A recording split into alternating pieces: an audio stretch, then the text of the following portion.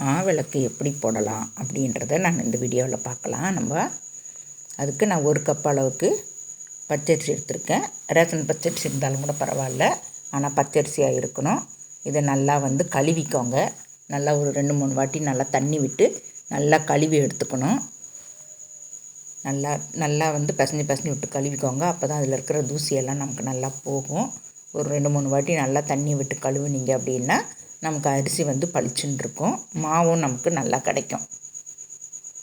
இந்த மாதிரி நம்ம 2-3 வாட்டி நான் அலசிட்டேன். இப்போ அலசிட்டு இந்த மாதிரி தண்ணி ஊற்றும்போது நமக்கு அரிசி அப்படியே மேலே தெரியணும். இப்போ 1 மணி நேரம் அப்படியே ஊறட்டும். 1 மணி நேரம் கழித்து பார்க்கலாம். இப்போ 1 மணி நேரம் ஆகிடுச்சு. இப்போ அரிசி எப்படி ஊறி இருக்குன்றதை பார்க்கலாம். பாருங்கள், சூப்பராக ஊறி இருக்குது. இதை நல்லா தண்ணி வடிச்சிட்டு ஒரு வெள்ளை துணியில் அப்படியே பரப்பி விட்டுடலாம். பரப்பி விட்டு நம்ம நல்லா ஃபேன் காற்றுல அப்படியே போட்டு விட்டோம் அப்படின்னாக்கா அது செத்த நேரத்தில் ஆறிடும். ஒரு 10-15 நிமிஷத்துலேயே நமக்கு ஆறி வந்துடும். ஏன்னா 1 கப் அரிசி தான், அதனால் சீக்கிரமாகவே ஆறிடும். இப்போ நல்லா இதை பரப்பி விட்டுக்கலாம். பரப்பி விட்டுட்டு நம்ம ஃபேன் காற்றுல போட்டுக்கலாம். வச்சோன்னா ஒரு 10-15 நிமிஷத்துலேயே நமக்கு நல்லா அந்த தண்ணியெல்லாம் காஞ்சி வந்துடும். நம்ம கையில் தொட்டோம் அப்படின்னா அரிசி ஒட்டணும், தண்ணி இருக்கக்கூடாது. அந்த பக்குவத்துக்கு நமக்கு எடுத்துக்கணும். அதிரச மாவெல்லாம் போடுவோம் பார்த்திங்களா, அந்த மாதிரி நமக்கு மாவு வரணும், அரிசி வரணும். அந்த அளவுக்கு ஈரப்பதம் வேணும் நமக்கு அரிசியில். இப்போ அரிசி நல்லாவே வந்திருக்கு. ஒரு 10 நிமிஷம் தான் நான் ஃபேன் காற்றுல போட்டேன். இப்போ எல்லாத்தையும் நான் எடுத்து மிக்ஸி ஜாரில் போட்டுக்கிறேன். மிக்ஸி ஜாரில் போட்டுட்டு அரைச்சிட்டு நான் உங்களுக்கு காட்டுறேன்.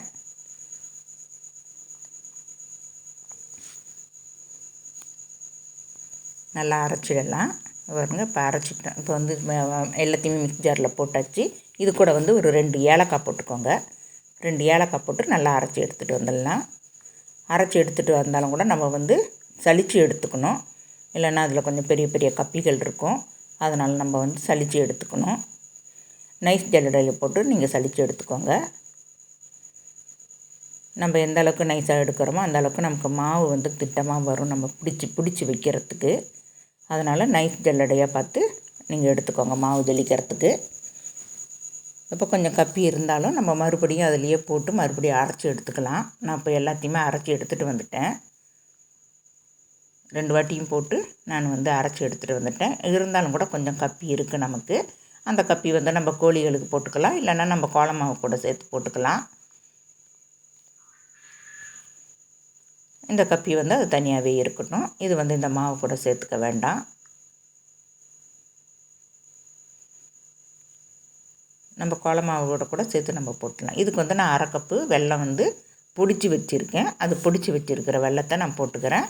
நாட்டு சர்க்கரை இருந்தால் கூட நீங்கள் போட்டுக்கலாம். இல்லை கல்கண்டு வெள்ளையாகவே வேணும் அப்படின்னா கல்கண்டை பொடி பண்ணிவிட்டு கூட நீங்கள் சேர்த்துக்கலாம். இதில் தண்ணியெல்லாம் விடக்கூடாது. அப்படியே அந்த வெல்லம் நம்ம கை சூட்லேயே தான் அது உருண்டை வரணும், உருண்டை பிடிக்கணும். இது கூட கொஞ்சமாக நெய் விட்டுக்கலாம். 1 ஸ்பூன் அளவுக்கு கூட விட்டுக்கலாம். நான் 1/2 ஸ்பூன் தான் விட்டுருக்கேன். 1/2 ஸ்பூன் விட்டால் எனக்கு போதும். ஏன்னா 1 கப்புலேயே நம்ம கொஞ்சம் கப்பி எடுத்துட்டோம். அதனால் 1/2 ஸ்பூன் நம்ம நெய் விட்டுக்கலாம். 1 ஸ்பூன் அளவுக்கு நம்ம விட்டுக்கலாம். நான் 1/2 ஸ்பூனை தான் விட்டுருக்கேன். நம்ம கை சூட்லேயே தான் அந்த மாவு உருண்டை பிடிச்சி வரணும். நம்ம தண்ணியே ஊற்றக்கூடாது, பாலும் ஊற்றக்கூடாது, எதுவுமே ஊற்றக்கூடாது. அந்த வெல்லம் அந்த மாவில் இருக்கிற ஈரப்பதம் அவ்வளோதான். அது மட்டும்தான் நமக்கு இந்த மாவு பிடிக்கிறதுக்கு, இந்த மாவிளக்கு மாவு பிடிக்கிறதுக்கு இதுதான் பக்குவம். இந்த மாதிரி நம்ம கொஞ்சம் கொஞ்சமாக மாவு எடுத்து நம்ம அது கூட சேர்த்துக்கலாம். சேர்த்து பிடிச்சோம் அப்படின்னா நல்லா ஒட்டிக்கும். நல்லா உருண்டையாக நம்ம உருட்டி எடுத்துகிட்டு வந்துடலாம். பாருங்கள், இந்த மாதிரி கொஞ்சம் கொஞ்சமாக சேர்த்து எனக்கு உருண்டையாக உருட்டி எடுத்துகிட்டு வந்துட்டேன். இதில் இப்போ நம்ம நடுவில் குழி பண்ணிக்கணும். நெய் விடணும். அதில் நெய் தான் விடணும். நெய் இல்லைன்னா நல்லெண்ணெய் விட்டுக்கலாம். வேறு விளக்கெண்ணெய், ஆமணக்கெண்ணெய் இதெல்லாம் ஊற்றக்கூடாது. விளக்குக்கு ஊற்றுற எண்ணெயை இப்போ 5 எண்ணெய் கலந்துருக்கும் பார்த்திங்களா, அந்த எண்ணெயும் விடக்கூடாது. தேங்காய் எண்ணெயும் விடக்கூடாது. விட்டால் நல்லெண்ணெய் விடணும், இல்லைன்னா நெய் விடணும். நான் இன்றைக்கி நெய் தான் விட்டுருக்கேன். இப்போ அதில் நம்ம பொட்டு வச்சுக்கலாம். குங்குமம் பொட்டு தான் நான் வைக்கிறேன். இப்போ நான் நெய் விட்டுக்கிறேன். அதுலேயே அந்த குழியிலேயே நம்ம நெய் விட்டுக்கணும். நம்ம கோயிலில் போய் நம்ம விளக்கு ஏற்றிக்கலாம். நம்ம ஆடி மாதம், தை மாதம் இது மாதிரிலாம் மாவிளக்கு போடுற பழக்கம் இருக்கும் சில பேருக்கு. அவங்கெல்லாம் இந்த மாதிரி நம்ம பண்ணிக்கலாம். நான் வந்து தை மாதத்துக்கு தான் போட்டேன், கடைசி வெள்ளிக்கு நான் போட்டிருக்கேன். அது வீடியோ எனக்கு உடனே போட முடியலை, அதனால் கொஞ்சம் லேட்டாக போடுறேன் நான்.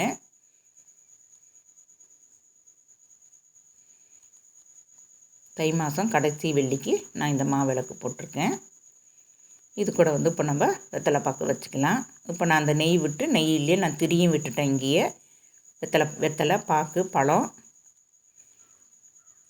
இதுக்கு திரி வந்து நம்ம அங்கே இருக்கிற சாமிங்களுக்கு நம்ம விளக்கு போடலாம் அப்படின்றதுனால திரி எடுத்து வச்சுருக்கேன். எண்ணெய் பாட்டில் எடுத்து வச்சுருக்கேன். தேங்காயில் மஞ்சள் தடவி பொட்டு வச்சுருக்கேன். நம்ம கோயிலுக்கு எடுத்துகிட்டு போகும்போது இந்த மாதிரி தான் எடுத்துக்கிட்டு போகணும்.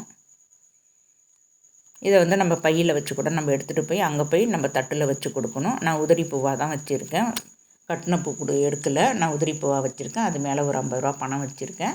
இது கூட 2 விளக்குங்க வச்சுருக்கேன், மண் விளக்கு, சூடம் வச்சுருக்கேன், ஒரு லெமன்ஸ் வச்சுருக்கேன். இந்த வீடியோ உங்களுக்கு பிடிச்சிருக்குன்னு நினைக்கிறேன். பிடிச்சிருந்தால் லைக் பண்ணுங்கள், ஷேர் பண்ணுங்கள், சப்ஸ்கிரைபர் பண்ணுங்கள், மறக்காமல் பெல் பட்டன் அமுக்குங்க. நீங்கள் இந்த மாதிரி மாவிளக்கு போட்டிருக்கீங்களா, மாவிளக்கு இந்த மாதிரி வந்துதா அப்படின்றதையும் கமெண்ட் பாக்ஸில் சொல்லுங்கள். எனக்கு இந்த மாவிளக்கு பார்க்கும்போது அம்மன் முகம் பார்க்குற மாதிரியே இருக்குது அந்த பொட்டு வச்சுருக்கிறது. தேங்க்யூ.